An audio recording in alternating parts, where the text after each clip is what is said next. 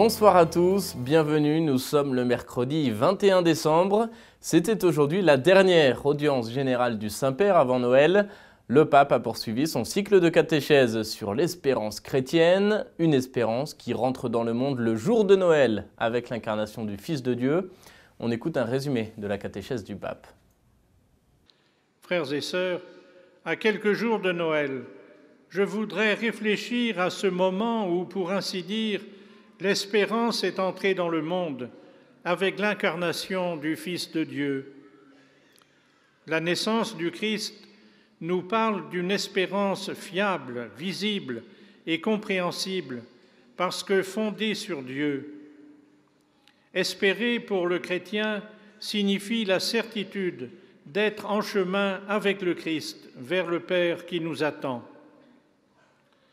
Ainsi, dans sa simplicité, la crèche transmet l'espérance à travers chacun des personnages. Jésus, en qui l'espérance de Dieu et l'espérance de l'homme se rencontrent. Marie, mère de l'espérance, qui contemple l'enfant et voit en lui l'amour de Dieu, venu sauver son peuple et toute l'humanité. Et Joseph, qui a cru à la parole de l'ange et qui a nommé cet enfant Jésus, un nom qui est une espérance pour chaque homme. Dans la crèche, les bergers représentent les humbles et les pauvres. Ils voient dans cet enfant la réalisation de la promesse de Dieu et ils espèrent que son salut s'accomplira pour chacun d'eux. Ils se réjouissent quand ils reconnaissent dans cet enfant le signe donné par les anges, car l'espérance chrétienne s'exprime dans la louange et l'action de grâce à Dieu qui a inauguré son règne d'amour, de justice et de paix. En contemplant la crèche, accueillons Jésus, germe de l'espérance que Dieu dépose dans les sillons de notre histoire personnelle et communautaire. Car chaque oui à Jésus qui vient est un germe d'espérance. Voilà, et donc il ne reste plus que quelques jours avant le 25 décembre. L'atmosphère de Noël se fait sentir. Les crèches sont installées depuis le début de l'Avent. Les sapins sont dressés, les guirlandes s'illuminent et l'ambiance de Noël envahit les rues un peu partout, notamment à Bethléem où Jésus est né. Illustration avec ce reportage réalisé par la Custodie de Terre Sainte. Noël approche et l'impatience grandit à Bethléem entre sons, lumière et chars à thème.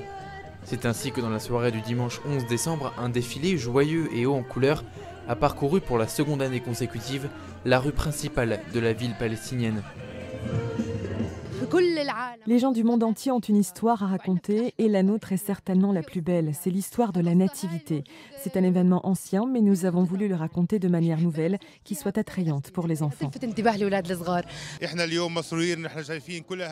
Nous sommes heureux de voir comment tous les habitants de Bethléem, petits et grands, jeunes et enfants, hommes et femmes, sont descendus dans la rue pour profiter du défilé de Noël.